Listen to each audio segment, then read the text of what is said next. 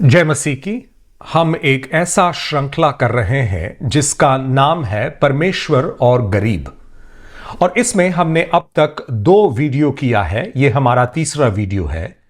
पहले वीडियो में हमने भजन संहिता और नीति वचन पर ध्यान दिया और परमेश्वर और गरीब लोगों के बीच में जो रिश्ता है उसके बारे में हमने चर्चा किया। दूसरे वीडियो में हमने मूसा के पंच ग्रंथों पर ध्यान दिया, बाइबल के पहले 5 पुस्तकों पर जो मूसा के द्वारा लिखा गया है, और हमने वहां से कुछ सबकों को सीखा।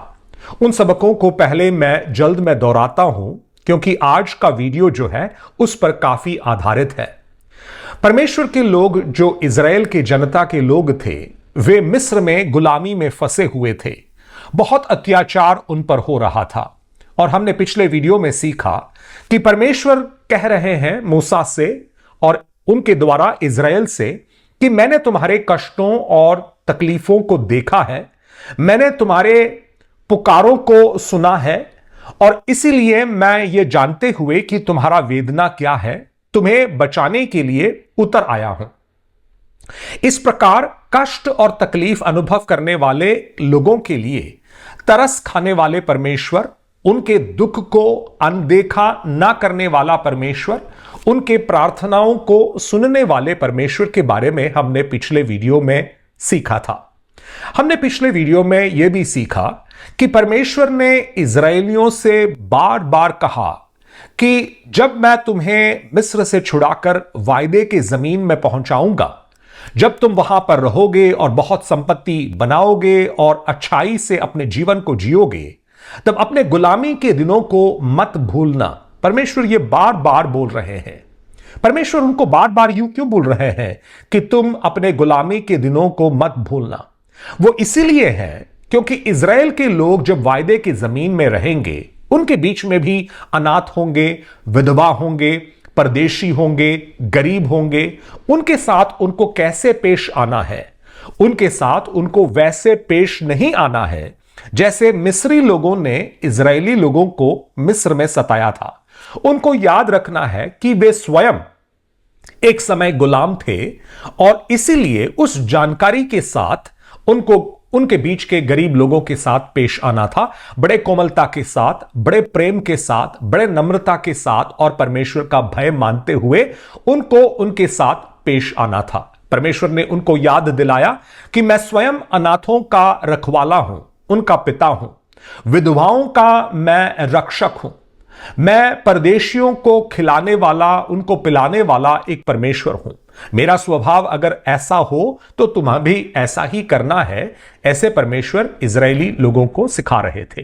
पिछले वीडियो में हमने एक और बात की चर्चा की कि इज़राइल के लोग जब लोन देते थे, कर्जा देते थे, लेते थे, तो उसके क्या नियम और कानून है, या फिर जमीन जब वे बेचा करते थे, खरीदा करते थे, उसके संबंध में क्या कानून थे, इत्यादि बातों के बारे में परमेश्वर ने उन लोगों को मूसा के कानून के द्वारा सिखाया। आज के वीडियो में हम भविष्यवक्ताओं पर ध्यान देने वाले हैं। यशायाह, यिर्मयाह, इस प्रकार के भविष्यवक्तागण जो पुराने नियम के आखिरी 16 पुस्तक है, उन पर हम ध्यान देने वाले हैं। और हम ये बात को जानते हैं कि भविष्यवक्तागण जो है इज़राइल के लोगों से बोल रहे थे कि तुम तो मूसा के कानूनों को भूल गए, तुम्हारे बीच के गरीबों के साथ तुम अच्छा पेश नहीं आ रहे हो, तुम बहुत सारे गलतियों को कर रहे हो और इसीलिए परमेश्वर का दंड तुम पर आने वाला है। ऐसे नबी लोग जो है इज़राइल के लोगों को बता रहे थे। लेकिन आमोस और यशायाह इत्यादि पुस्तकों में जाने से पहले 1-2 और बातें। सबसे पहले यीशु मसीह ने मूसा के पंच ग्रंथों को और नबियों के पुस्तकों को, उसका जो समरी है, उसका जो सारांश है, हमको बताया। मैं आपको मत्ती के सुसमाचार उसका 22 अध्याय का 37 से लेकर 40 वचन तक पढ़कर सुनाना चाहता हूं। यीशु ने उससे कहा, अपने प्रभु परमेश्वर को अपने संपूर्ण हृदय, संपूर्ण प्राण और संपूर्ण बुद्धि से प्रेम करो।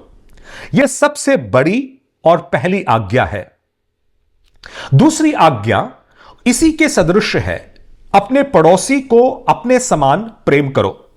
इन्हीं दो आज्ञाओं पर समस्त व्यवस्था और नबियों की शिक्षा अवलंबित है। तो दो नियमों के बारे में यीशु मसीह बता रहे हैं, परमेश्वर से प्रेम करो और अपने पड़ोसी से प्रेम करो। और यीशु बोल रहे हैं यह पूरा मूसा का व्यवस्था का सारांश यही है, परमेश्वर से प्रेम करो और अपने पड़ोसी से प्रेम करो। पूरे नबियों का सारांश भी यही है, परमेश्वर से प्रेम करो और अपने पड़ोसी से प्रेम करो। और इस प्रकार यीशु मसीह ने मूसा के व्यवस्था को, जिसके बारे में हमने वीडियो नंबर 2 में चर्चा किया, और नबियों के संदेश को, जिसके बारे में आज के वीडियो में हम चर्चा कर रहे हैं, उसका सारांश यह बताया कि परमेश्वर से प्रेम करो और अपने पड़ोसी से प्रेम करो। और नबी लोगों का संदेश भी यही था कि इजरायलियों, तुम परमेश्वर से प्रेम नहीं कर रहे हो, अपने पड़ोसियों से प्रेम नहीं कर रहे हो। और इस प्रकार भविष्यवक्तागणों का संदेश है। भविष्यवक्तागणों ने इजराइल के पड़ोसी से प्रेम ना करने के बारे में 4 रीति में बताते हैं। नंबर 1, वे बोल रहे हैं कि इजरायली लोग कानूनों से संबंधित समस्याओं में है, यानी वैधानिक समस्या उनका है। उसका क्या मतलब है? वे बोल रहे हैं कि गरीब और दरिद्र को सताने के लिए जानबूझकर नियम और कानून बनाए जा रहे हैं। गरीब को सताने के लिए जानबूझकर नियम और कानून बनाए जा रहे हैं, और यह इजरायलियों का सबसे पहला समस्या था। दूसरा समस्या जो है न्यायालयों से संबंधित था, यानी न्याय तंत्र से संबंधित था। वे नबीगण बोल रहे थे कि तुम्हारे बीच के जो अदालत है, तुम्हारे बीच के जो न्यायाधीश है, वे गरीबों के हकों को सुरक्षित नहीं रख रहे हैं, गरीबों को न्याय अदालतों में नहीं मिल रहा है। यह उनका दूसरा समस्या था। तीसरा समस्या एक धार्मिक समस्या था, वो याजकों और नबियों से संबंधित था। नबी लोग जो है, यशायाह, यिर्मयाह इत्यादि लोग जो है, वे इजरायलियों से बोल रहे हैं कि तुम्हारे याजक गण तुम्हें परमेश्वर के वचन को नहीं सिखा रहे हैं, अगर सिखा भी रहे हैं तो तोड़ मरोड़ के सिखा रहे हैं, और इसीलिए तुम परमेश्वर के वचन के सच्चे जानकारी से वंचित हो। नंबर 4, वे बोल रहे हैं कि अधिकारियों से संबंधित एक समस्या है, यानी जो सामाजिक अगुवे थे, जो उनके राजनीतिक अगुवे थे, वे गरीबों को सताने के लिए और दरिद्रों को सताने के लिए, विधवाओं को सताने के लिए और अनाथों को सताने के लिए वे तुले हुए थे, वे निकल पड़े हुए थे। और इस प्रकार नबियों का जो संदेश है वो 4 भागों में हम देख सकते हैं, और उसके बारे में आज हम चर्चा करने वाले हैं। पढ़ते हैं कुछ आयतों को इन नबियों की पुस्तकों से। नंबर 1, आमोस का पुस्तक, उसका 5वां अध्याय, उसका 10 से 12। वहां यह लिखा है, जो व्यक्ति कचहरी में सच्चाई से न्याय करता है उससे तुम घृणा करते हो, और जो सच बोलते हो उससे नफरत। यानी अदालत के बारे में यहां पर चर्चा हो रहा है। इज़राइल में परमेश्वर के लोगों के बीच में कुछ लोग ऐसे थे जो सच्चाई से न्याय करने वाले न्यायाधीशों से नफरत कर रहे थे, और जो सच्चाई को अदालतों में बोल रहे थे उनसे भी नफरत कर रहे थे। यानी वो सच्चाई को पसंद नहीं कर रहे थे, न्याय को पसंद नहीं कर रहे थे। तुम गरीब को रौंदते हो, उससे भेंट के रूप में जबरदस्ती अनाज लेते हो। तुम क्या करते हो? तुम गरीब को रौंदते हो, उनको अपने पैरों के नीचे दबाते हो, और जबरदस्ती अनाज उनसे लेते हो भेंट के नाम पर। यानी देखो कैसा अत्याचार यहां पर हो रहा है। कौन है ये लोग जो इस प्रकार के कामों को कर रहे हैं? वो समाज के शक्तिशाली और अमीर जनता थी जो इस प्रकार के कामों को कर रहे थे। देखो आमोस हमें क्या बताता है। तुमने घूस की कमाई से पत्थरों के भव्य मकान बनाए हैं, पर तुम उन मकानों में नहीं रह सकोगे। तुमने अंगूर के हरे भरे उद्यान लगाए हैं, लेकिन तुम उनका रस न पी सकोगे। मैं जानता हूं कि तुमने कितने अपराध किए हैं, तुम्हारे पाप कितने गंभीर हैं। तुम धार्मिक व्यक्ति को दुख देते हो और उससे घूस लेते हो। तुम न्यायालय के द्वार से दीनहीन व्यक्ति को भगा देते हो। यानी इन आयतों से हमें पता चलता है कि ये समाज के शक्तिशाली लोग हैं, अमीर लोग हैं, क्योंकि वे इस अपराध के कमाई से बड़े बड़े मकानों को बना चुके हैं, बड़े बड़े उद्यानों को बना चुके हैं, और इस प्रकार वे दूसरों को शोषित करते हुए अपने आप को ऊंचा करने की कोशिश कर रहे हैं, और यह परमेश्वर को पसंद नहीं है।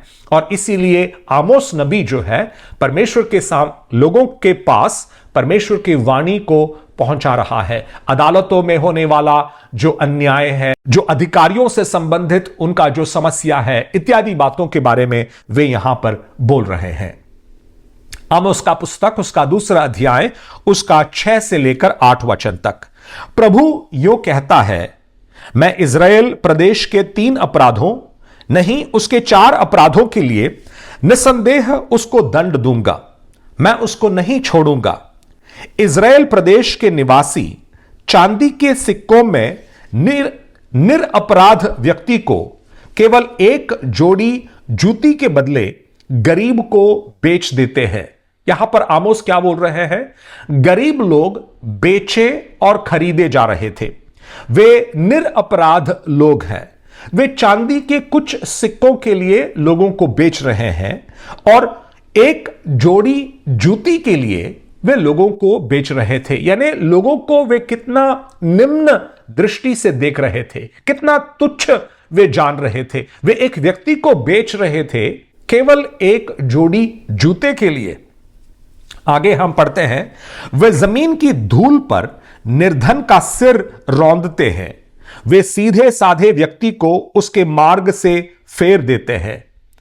जैसे हम धूल पर चलते हैं, जैसे हम रास्ते पर चलते हैं, उस पर अपना पैर रखकर चलते हैं, वैसे निर्धन का सिर जो है रौंदा जा रहा है, और सीधे साधे व्यक्ति को टेढ़े मार्गों पर जाने के लिए जबरदस्ती किया जा रहा है। पिता और पुत्र दोनों एक ही कन्याएं से संभोग कर रहे हैं। यानी वे वेश्यावृत्ति के बारे में यहां पर आमोस बोल रहे हैं। यो उन्होंने मेरे पवित्र नाम को अपवित्र कर दिया है। वे गिरवी रखे वस्त्रों को वेदी के पास बिछाते और स्वयं उन पर लेटते हैं। वे अपने परमेश्वर के मंदिर में जुर्माने के पैसे की शराब पीते हैं। यानी ये लोग जो है दूसरों को शोषित कर कर उन लोगों के वस्त्रों को तक अपने पास रख छोड़े हैं। मूसा का कानून जो है बड़े साफ रीति से बोलता है, गरीब व्यक्ति से उसका वस्त्र लेकर अपने पास नहीं रखना, लेकिन उसका उल्लंघन करते हुए, अपने पड़ोसी से प्रेम ना करते हुए वे कार्यों को कर रहे थे, जिसके बारे में आमोस नबी यहां पर बोल रहे हैं। हम किस विषय के बारे में चर्चा कर रहे हैं? परमेश्वर और गरीब के बारे में हम चर्चा कर रहे हैं, और आमोस नबी के द्वारा परमेश्वर अपने लोगों से बोल रहे हैं कि तुम अपने पड़ोसी से वैसा प्रेम नहीं कर रहे हो जैसा तुम्हें करना चाहिए। आमोस नबी का पुस्तक उसका 8वां अध्याय 4 से लेकर 6 तक। ओ निर्धनों को रोंदने वालों, ओ गरीबों को मृत्यु के घाट उतारने वालों, यह सुनो, तुम चाहते हो कि नवचंद्र पर्व कब खत्म हो और तुम अनाज बेचो, विश्राम दिवस कब बीते और तुम गेहूं को बेचना आरंभ करो। देखो, इज़राइल में कुछ लोग ऐसे थे जो निर्धन को रौंदने वाले और गरीबों को मृत्यु के घाट उतारने वाले थे। ये बिजनेस में लगे हुए कुछ लोग थे, व्यापारी लोग थे। उनके बारे में यहां पर बोला जा रहा है कि वे पर्वों से और शबत के दिनों से वगैरह बड़ा उनको घिन्न था। वे बोलते थे कि यह पर्व कब खत्म होगा कि हम हमारा बिजनेस वापस शुरू कर दें, या फिर यह शबत का दिन कब खत्म हो जाएगा ताकि हम अपना बिजनेस फिर से शुरू करें, दूसरों को लूटें और अपने लिए फायदा बनाएं। वहां पर आमोस बोल रहे हैं, तुम अनाज मापने की माप को छोटा रखते हो, पर जब खरीदार से तौल कर मुद्राएं लेते हो तो तौल की भारी को भारी कर देते हो, तौल को भारी कर देते हो। यानी जब उनको अन्न बेचना होता था, जो उनका माप था उसको छोटा कर देते थे ताकि उनको कम मात्रा में वो अन्न दूसरों को देना होता था। लेकिन जब मुद्राएं लेते थे, जब सिक्के लेते थे, पैसे लेते थे, उनको धोखा देकर ज्यादा पैसा लेते थे, यानी माल कम देते थे और पैसा ज्यादा लेते थे। तुम खोटी तराजू रखकर खरीदारों को ठगते हो। देखो परमेश्वर क्या बोल रहे हैं, तुम्हारा तराजू जो है वो इंसाफ रखने वाला, सफाई रखने वाला एक तराजू नहीं है, वो झूठा है और तुम खरीदारों को ठगते हो, उनको तुम फंसाते हो। तुम गरीब को चांदी से और निर्धन को एक जोड़ी जूतों के दाम पर खरीदते हो। यह दूसरी बार आमोस की पुस्तक में बोला जा रहा है कि लोगों को बेचा और खरीदा जा रहा है, कुछ सिक्कों के लिए, चांदी के सिक्कों के लिए और एक जूती के जोड़े के लिए लोगों को बेचा जा रहा था। तुम घुन लगा गेहूं बेचते हो, यानी जो खराब गेहूं है, जो निकम्मा अन्न है, जो गेहूं की भूसी है, उसको गेहूं के साथ मिलाकर वे गेहूं को बेच रहे थे और यह बिल्कुल परमेश्वर को पसंद नहीं आ रहा था। और परमेश्वर अपने भविष्यवक्ता गणों से, इज़राइल से बोल रहे थे कि देखो तुम अपने पड़ोसी से वैसा प्रेम नहीं कर रहे हो जैसा तुम्हें करना चाहिए था। यानी गरीब लोगों के प्रति परमेश्वर अपने हृदय को व्यक्त करा रहे थे।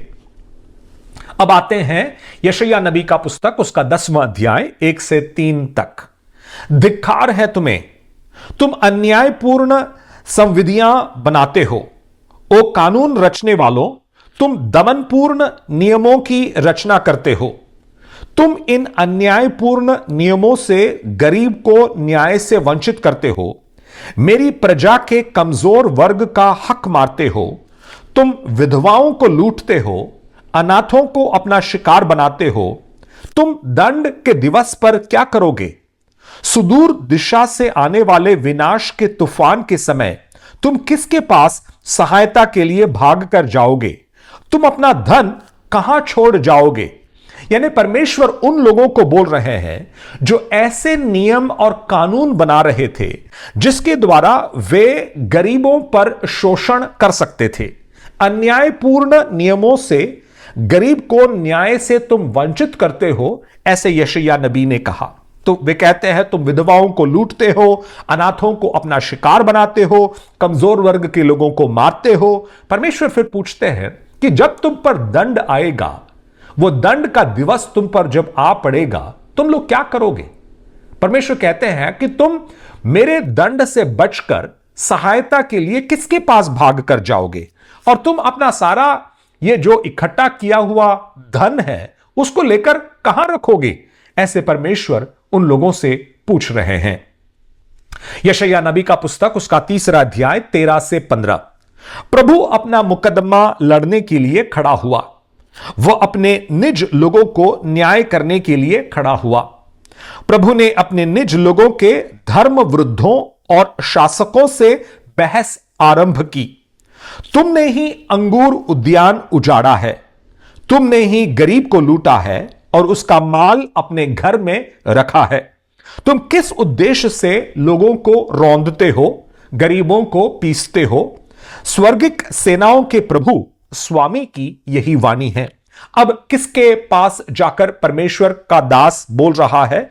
धर्म वृद्धों और शासकों से, यानी जो धर्म गुरु थे, जो धार्मिक नेतागण थे, उनसे परमेश्वर पूछ रहे हैं कि तुमने ही मेरे अंगूर के उद्यान को उजाड़ा है। परमेश्वर ने अपने इजरायली लोगों को अंगूर का एक उद्यान माना और धर्मगुरुओं से बोल रहे हैं कि तुम मेरे उद्यान को बिगाड़ रहे हो, तुम गरीबों को लूट रहे हो और उनके माल को अपने घर में रख रहे हो। और परमेश्वर पूछ रहे हैं कि तुम्हारा उद्देश्य क्या है, तुम्हारा मकसद क्या है जब तुम इस प्रकार लोगों को रौंदते हो और गरीबों को पीसते हो। यिर्मयाह नबी का पुस्तक, उसका 5 अध्याय 26 से 31 वचन। मेरे निज लोगों में दुर्जन पाए जाते हैं, वे चिड़ीमार शिकारी की तरह फंदा लगाकर बैठते हैं। वे जाल बिछाते हैं और लोगों को शिकार करते हैं। जैसे पिंजरा चिड़ियों से भरा रहता है, वैसे ही उनका घर लूट से भरा है। यिर्मयाह नबी जो है वे एक उदाहरण को दे रहे हैं कि जैसा चिड़ीमार जो है पक्षियों को उनका शिकार करता है, उनको एक बक्से में बंद कर देता है, वैसे ही हे इजरायलियों, तुम लोग मेरे गरीब लोगों का शिकार करते हो और बक्सों में उनको बंद कर रहे हो। उनके बारे में वे कह रहे हैं, वे अपने छल कपट से धनवान बन गए हैं और समाज में बड़े लोग कहलाते हैं। वे मोटे हो गए हैं, उनके शरीर पर चर्बी चढ़ गई है, उनके लिए दुष्कर्म करने की कोई सीमा नहीं है, वे निष्पक्ष होकर न्याय नहीं करते। देखो परमेश्वर क्या क्या बोल रहे हैं इन लोगों के बारे में कि वे समाज के उच्च वर्ग के लोग माने जाते हैं, वे धनवान हैं, वे मोटे हो गए हैं, लेकिन दुष्कर्म करने का इनका कोई सीमा नहीं है। वे निष्पक्ष होकर न्याय नहीं करते हैं, वे अनाथों के न्याय की उपेक्षा कर अपना उल्लू सीधा करते हैं, वे गरीबों के हक की रक्षा नहीं करते। तब क्या मैं उनके इन दुष्कर्मों के लिए उनको दंड न दूंगा? क्या मैं ऐसी पापी कौम से प्रतिशोध न करूं? प्रभु की यही वाणी है। परमेश्वर पूछ रहे हैं, इस प्रकार अत्याचार करने वाले, इस प्रकार गरीबों को शोषित करने वाले लोगों को क्या मैं दंड ना दूं? इनके लिए मैं बदला ना लूं? ऐसे परमेश्वर पूछ रहे हैं। इस देश में ऐसी भयंकर बात हुई है कि इसको देखकर दांतों तले अंगुली दबानी पड़ती है। नबी झूठी नबूवत करते हैं, पुरोहित उनकी हां में हां मिलाते हैं।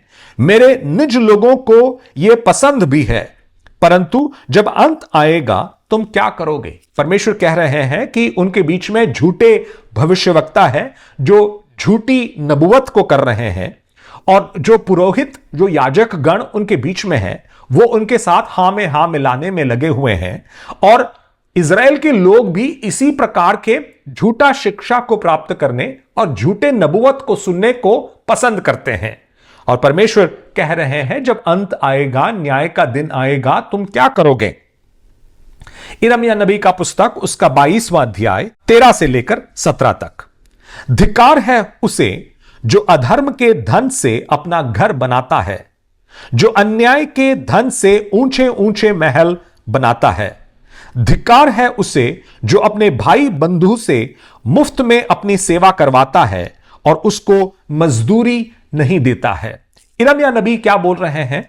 परमेश्वर कहता है कि उन पर हाय जो अधर्म के धन से अपना घर बनाता हो और अन्याय के धन से बड़े बड़े महलों को जो बना रहे हो, जो लोगों से काम करवाते हैं और उनको मजदूरी नहीं देते हैं, उन पर परमेश्वर का धिक्कार है, हाय है, ऐसे वो कह रहे हैं। वो कहता है, मैं स्वयं एक बड़ा मकान बनाऊंगा जिसमें बड़े बड़े उपरेले कक्ष होंगे। वो अपने महल के लिए खिड़कियां बनाता है, वो उसमें देवदार की लकड़ी के पटरे जड़ता है, वो उसको सिंदूर से रंगता है। क्या तू इसीलिए राजा बना है कि दूसरों से अधिक देवदार की इमारतें बनाए? परमेश्वर बोल रहे हैं कि ये लोग बड़े योजनाओं को बनाते हैं। मैं अपने घर का 2 मंजिल बनाऊंगा, ऊपरी मंजिल में इतने सारे खिड़कियां होंगे, उसमें देवदार की लकड़ी का मैं ये वो बनाऊंगा और उसमें सिंदूर के रंग को मैं लगाऊंगा, इत्यादि बड़े बड़े कल्पनाओं को वे कर रहे हैं। परमेश्वर उनसे पूछता है कि इस प्रकार की इमारतों को बनाने से क्या तुम राजा बन जाओगे? आगे वो बोलते हैं, तेरा पिता खाता पीता आमोद प्रमोद करता था, फिर भी वो न्याय और धर्म का आचरण करता था, अतः उसका भला हुआ। वह निर्धन और निस्सहाय लोगों का न्याय करता, इसीलिए उसका भला हुआ। ऐसा कार्य करना ही मुझे जानना है। मुझ प्रभु की यही वाणी है। किंतु तेरी आंखें किस लिए हैं? तेरे पास हृदय है पर किस लिए? अन्याय से लाभ कमाने के लिए, निर्दोष की हत्या करने के लिए, जनता पर अत्याचार और दमन करने के लिए? परमेश्वर उनसे बोल रहे हैं कि देखो, तुम्हारे पितागण जो थे वो खाते पीते थे, आमोद प्रमोद करते थे, लेकिन वे गरीबों के साथ गलत व्यवहार नहीं करते थे। वे उनके साथ नम्रता के साथ, कोमलता के साथ, प्रेम के साथ इत्यादि पेश आते थे। ऐसा कार्य करना ही मुझे जानना है, ऐसे परमेश्वर उनसे कह रहा है। लेकिन अब की जो पीढ़ी है, परमेश्वर इजरायलियों से बोल रहा है यिर्मयाह नबी के द्वारा कि तुम्हारी आंखें किन बातों पर लगी हुई हैं? तुम्हारा हृदय है या नहीं? इस प्रकार के सवालों को परमेश्वर पूछ रहे हैं। परमेश्वर उनको बोल रहे हैं कि तुम अपने पड़ोसी से प्रेम नहीं कर रहे हो, मूसा के दिए हुए कानूनों का पालन नहीं कर रहे हो और तुम गलत रास्तों में जा रहे हो, और यह परमेश्वर को बिल्कुल भी पसंद नहीं आ रहा है और इसलिए परमेश्वर उन पर न्याय का दंड भेजने वाला है, ऐसे परमेश्वर कहता है। आखिरी परमेश्वर के वचन का भाग यह यहेजकेल नबी का पुस्तक है, उसका 22वां अध्याय, उसके 23 से लेकर 29 वचन तक। और इस वचन में बहुत सारे वर्ग के लोग हैं जो अलग अलग तरह के गलतियों को कर रहे हैं गरीबों के संबंध में, और उसके बारे में हम पढ़ने वाले हैं। प्रभु का यह संदेश मुझे मिला। प्रभु ने मुझसे कहा, ओ मानव, तू यरूशलेम से यह कह, तू परती भूमि है जिस पर वर्षा नहीं हुई, प्रभु के कोप दिवस पर तुझ पर वर्षा नहीं हुई है। यानी परमेश्वर आने वाले दंड के बारे में उनसे बोल रहे हैं। सबसे पहला वर्ग के लोग, तेरे उच्च अधिकारी दहाड़ते हुए सिंह हैं जो अपने शिकार को चीर फाड़ रहे हैं। उन्होंने मनुष्यों को खा लिया है, उन्होंने जनता के धन और कीमती वस्तुओं को हड़प लिया है। उन्होंने नगर में अनेक विवाहित स्त्रियों को विधवा कर लिया है। देखो, परमेश्वर बोल रहे हैं उच्च अधिकारियों के बारे में कि वे दहाड़ने वाले सिंह के समान हैं। वे अपने शिकार को, इनके शिकार इंसान हैं, लोग हैं, उनको चीर फाड़ रहे हैं। उन्होंने मनुष्यों को खा डाला है, उन्होंने जनता के धन और कीमती वस्तुओं को अपने पक्ष में कर लिया है। उन्होंने नगर में अनेक विवाहित स्त्रियों को विधवा बनाया है, यानी इन उच्च अधिकारियों ने बहुत सारे लोगों को मार डाला है, ऐसे परमेश्वर बोल रहे हैं। अब दूसरे वर्ग के लोग, ओ यरूशलेम, तेरे पुरोहित मेरे नियम विधियों का उल्लंघन करते हैं। उन्होंने मेरी पवित्र वस्तुओं को अपवित्र किया है। वो मुझ प्रभु को अर्पित पवित्र वस्तु और जन साधारण की वस्तु में कोई भेद नहीं करते। उन्होंने लोगों को यह भी नहीं सिखाया कि कौन सी वस्तु मेरी दृष्टि में शुद्ध है और कौन सी अशुद्ध। उन्होंने मेरे पवित्र विश्राम दिवस की उपेक्षा की है, जिसके कारण मैं अपवित्र समझा गया हूं, ऐसे परमेश्वर बोल रहे हैं। परमेश्वर कह रहे हैं कि पुरोहित गण जो है, उच्च अधिकारी तो अपना गलती कर ही रहे हैं, पुरोहित गण भी अपने गलतियों को कर रहे हैं। परमेश्वर के पवित्र वस्तुओं को वो अपवित्र बना रहे हैं। परमेश्वर के लोगों को यह नहीं सिखा रहे हैं कि परमेश्वर के सामने अच्छा क्या है और बुरा क्या है, पवित्र क्या है और अपवित्र क्या है, शुद्ध क्या है और अशुद्ध क्या है। यह पुरोहित लोगों का जिम्मेदारी था कि वे लोगों को सिखाएं, लेकिन वे सिखा नहीं रहे थे और परमेश्वर बोल रहा है कि यह उनका गलती है। फिर से उच्च अधिकारियों के बारे में परमेश्वर बोल रहे हैं। वे बोलते हैं कि तेरे उच्च अधिकारी भेड़िए हैं, वे भेड़ियों के समान शिकार को चीरते फाड़ते हैं, खून बहाते हैं, अनुचित लाभ के लिए हत्या करते हैं। यानी जो उचित लाभ नहीं है, इस प्रकार के लाभ के लिए, अनुचित लाभ के लिए वे हत्या करते हैं। भेड़ियों के समान वे शिकार करते हैं, लोगों को चीरते फाड़ते हैं, खून बहाते हैं इत्यादि। एक और समूह के लोग, ओ यरूशलेम, तेरे नबी अपने लोगों के लिए मानो झूठ पर सफेदी चढ़ाते हैं। वे झूठे दर्शन देखते हैं और उनके लिए मिथ्या सगुन विचारते हैं। वे मेरे नाम से झूठ बोलते हैं कि मैं, स्वामी प्रभु ने यह कहा है, कि जब मैं उनसे कुछ कहता भी नहीं हूं। देखो, परमेश्वर बोल रहे हैं कि नबियों का यह जिम्मेदारी था कि लोगों के पापों का खुलासा करें, लोगों के पापों के बारे में लोगों को बताएं। लेकिन ये नबी गण क्या कर रहे थे? झूठ पर सफेदी चढ़ाते थे, उसको व्हाइट वॉश कर देते थे। वे झूठे दर्शन देखते थे, झूठे शब्दों को बोलते थे। लोगों को कभी अपने पापों के बारे में उन्होंने नहीं बोला।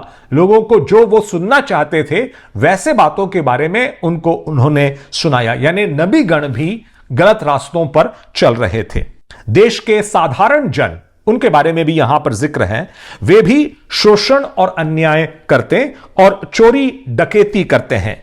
उन्होंने गरीबों और दीन दरिद्रों पर अत्याचार किया है।